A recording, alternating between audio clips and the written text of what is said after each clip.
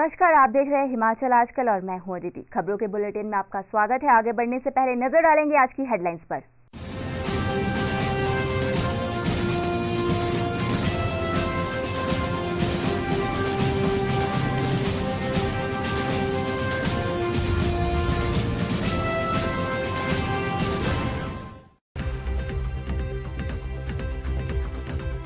बारहवीं विधानसभा का शीतकालीन सत्र धर्मशाला के तपोवन में संपन्न। सत्र के आखिरी दिन शिमला में हुए गोलीकांड पर सदन गरमाया।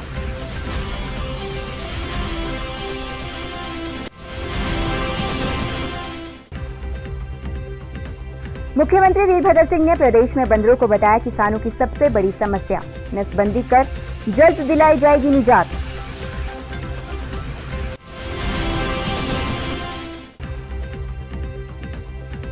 सिरमौर जिला के गिरिपार क्षेत्र में शुक्रवार से शुरू हुआ माघी पर्व, 1 माह तक चलेगा उत्सव।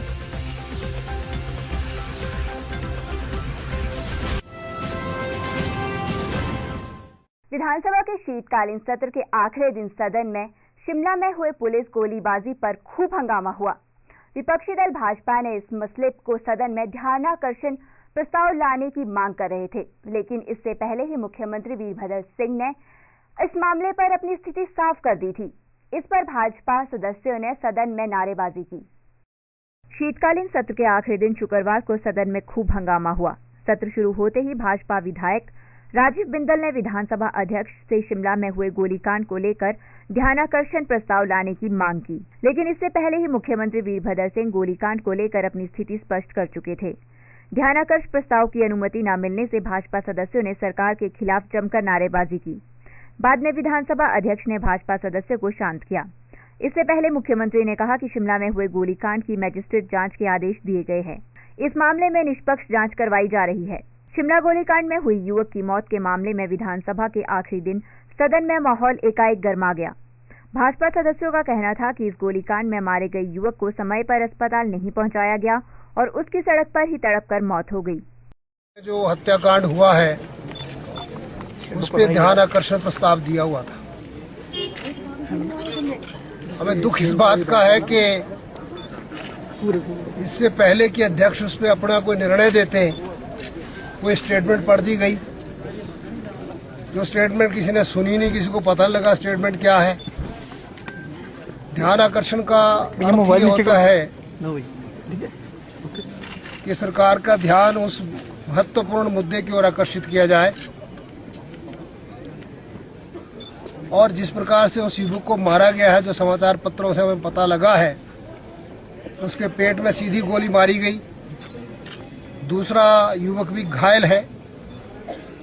उनके खिलाफ 307 का मुकदमा दर्ज कर दिया गया है और जिन्होंने गोली मारी उन पे कोई मुकदमा दर्ज नहीं हुआ। धर्मशाला से हिमाचल आजकल के लिए मृत्युंजय पुरी के साथ विशाल ठाकुर की रिपोर्ट।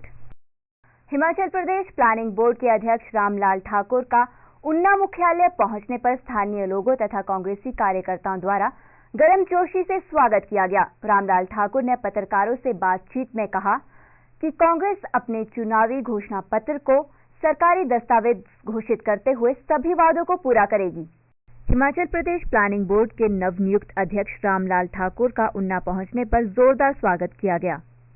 इसके उपरांत ठाकुर रामलाल ने पत्रकारों से रूबरू होते हुए कहा कि प्लानिंग कमीशन ने 3700 करोड़ रुपए पास किए हैं। उन्होंने कहा कि ये पैसा हिमाचल के विकास कार्यों पर भी खर्च किया जाएगा। रामलाल ने कहा कि कांग्रेस ने विधानसभा चुनाव के दौरान जो घोषणा पत्र, जो भी वादे किए थे, जल्द ही उन सभी वायदों को पूरा किया जाएगा। उन्होंने कहा कि प्रदेश सरकार सामाजिक क्षेत्रों में होने वाले विकास कार्य को तरजीह देगी और प्रदेश में सड़क, शिक्षा, स्वास्थ्य के क्षेत्र में बेहतर कार्य करेगी। जो कांग्रेस पार्टी ने अपने चुनावी घोषणा पत्र में जो लोगों से वायदे किए, वो हमारे इस वर्ष के जो अभी बजट पास होगा 3700 करोड़ रुपए प्लानिंग कमीशन ने क्लियर किया है और उसी के अंतर्गत जो है वो आने वाले वर्ष में हिमाचल प्रदेश में कार्य होंगे। मैं ये भी कहना चाहूँगा कि जहाँ तक हिमाचल प्रदेश में हमारा योजना का प्रश्न है, हमारे सबसे बड़ा फोकस जो है वो सोशल सेक्टर पे होगा, जिसमें शिक्षा और स्वास्थ्य सेवाएं आती हैं और साथ में जो गरीबों के लिए कार्यक्रम है या हमारे जो वेलफेयर के कार्यक्रम है या हमारे SC ST जो पॉपुलेशन है उनके कार्यक्रम हैं, उन पे प्राथमिकता जो है वो दी जाएगी। ऊना से अमित शर्मा की रिपोर्ट। विधानसभा सत्र के आखिरी दिन मुख्यमंत्री वीरभद्र ने किसानों की समस्याओं को लेकर चर्चा की। उन्होंने कहा कि किसानों की सबसे बड़ी समस्या इस वक्त बंदरों की बढ़ती हुई आबादी है। मुख्यमंत्री ने कहा कि जल्द ही बंदरों की नसबंदी की जाएगी और अधिक से अधिक नसबंदी केंद्र खोले जाएंगे और बंदरों को निर्यात करने के बारे में भी विचार किया जाएगा।